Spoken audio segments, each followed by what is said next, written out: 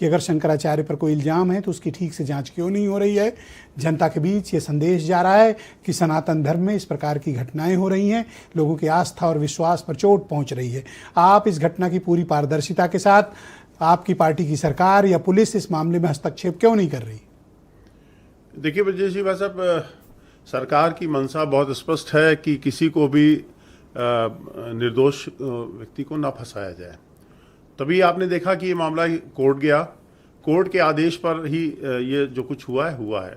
क्योंकि मामला कोर्ट में है तो इसमें मैं ज़्यादा नहीं बोलूँगा, लेकिन अपने जो शंकराचार्य जी हैं, क्योंकि सनातन धर्म में संत परंपरा में जो व्यक्ति भगवा धारण करता है तो उनके पर कोई भी टिप्पणी करना मैं उचित नहीं समझता हूँ। शंकराचार्य की बहुत बड़ी पदवी है हमारे सनातन धर्म में, लेकिन मेरा एक सनातनी होने के नाते एक सुझाव भी है। आपने भी अपने इंट्रोडक्टरी उसमें कहा था कि सनातन धर्म का अपमान भी हो रहा है, वास्तव में हो रहा है। क्या मैसेज जा रहा है ये सब कि जो शोषण का मामला है, चाहे जैसे भी है, कि आपके धर्म में ये सब होता है। हाँ बिल्कुल, इससे हमारी इमेज बहुत खराब हो रही है। अब मौलाना को कैसे कहोगे? और बिल्कुल, और मौलाना कहोगे पलट के आपको कहेगा? मैं आपको एक बात कहना चाहता हूँ, क्योंकि हम भी समाज से जुड़े हुए हैं, बहुत ज्यादा मामले देखते हैं इस चीज को। हमारे बच्चों को और जिनका धर्मांतरण होता है उनके सामने ये सब इश्यूज रखे जाते हैं। मैं क्योंकि हमारे शंकराचार्य जी के समर्थक भी बैठे हुए हैं, मैं उनके माध्यम से अनुरोध करता हूं पूज्य शंकराचार्य जी से, थोड़ा सा निंदा और अहंकार करना छोड़ दें। वो निंदा करते रहते हैं। शंकराचार्य हैं, उनका काम है सनातन धर्म की पुनर्स्थापना, धर्म का प्रचार, हिंदुओं को जोड़ना, ज्यादा से ज्यादा हिंदुओं तक धर्म का प्रचार करना। निंदा और अहंकार से आपका तात्पर्य क्या है? नहीं, अगर निंदा और अहंकार कम कर देंगे तो आप केस वापस ले लेंगे? नहीं, सवाल नहीं उठता। ये चीज नहीं है। यहाँ मैं दूसरी बात कहना चाह रहा हूँ। मैं एक सनातनी होने के नाते बात कर रहा हूँ, इसमें बीजेपी का कार्यकर्ता या उसका नहीं होने के नाते। और इस बात को आप स्वीकार करते हैं कि अगर इसमें कोई सर्वाधिक बदनामी है? नहीं, उनको तो देखिए, मैं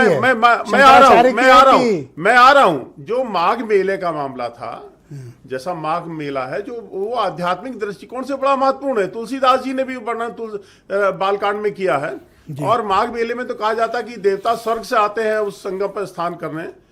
तो मेरा पूज्य शंकराचार्य जी से एक विनम्र अनुरोध है कि इस अहंकार को त्याग करके आप क्यों पालकी पे ही जाना चाह रहे थे? लगता है कि आपके अहंकार के चलते आपको गंगा मैया ने आपका ही तिरस्कार कर दिया। और जो रामचरितमानस में कहा कि जो उसको भगवान दारू दुख देता है तो उसकी बुद्धि हर लेता है। तो आपके हिसाब से शंकराचार्य की ये अहंकार नहीं चलना चाहिए। हमारा सनातन धर्म इसकी बिल्कुल अलाउ नहीं करता है। आप इस बात निंदा और अहंकार, रामचरितमानस, भगवान राम। सवाल जवाब कर लें? मैं एक बात कह दूं। देखिए, हमारे सबसे बड़े आदर्श सुनना नहीं चाहते, एक तरफा बोल रहे हो। हमारे सनातन धर्म के सबसे आदर्श हैं भगवान, थैंक यू सर, प्रभु श्री राम। बात तो पूरी होने दीजिए। अब सर सवाल ही नहीं ले रहे हो तो क्या करें? दोनों का आप चरित्र देख लीजिए। इतने सरल भगवान के तो साथी बन गए। हिसाब से क्या शंकराचार्य जी की बुद्धि हर ली गई है? आप ये नहीं, देखिए, निंदा और अहंकार शंकराचार्य जी को शोभा नहीं देता है। मैं एक बहुत छोटा सा सनातनी हूं, उसके नाते उनको मैं सलाह दे रहा हूं। स्वामी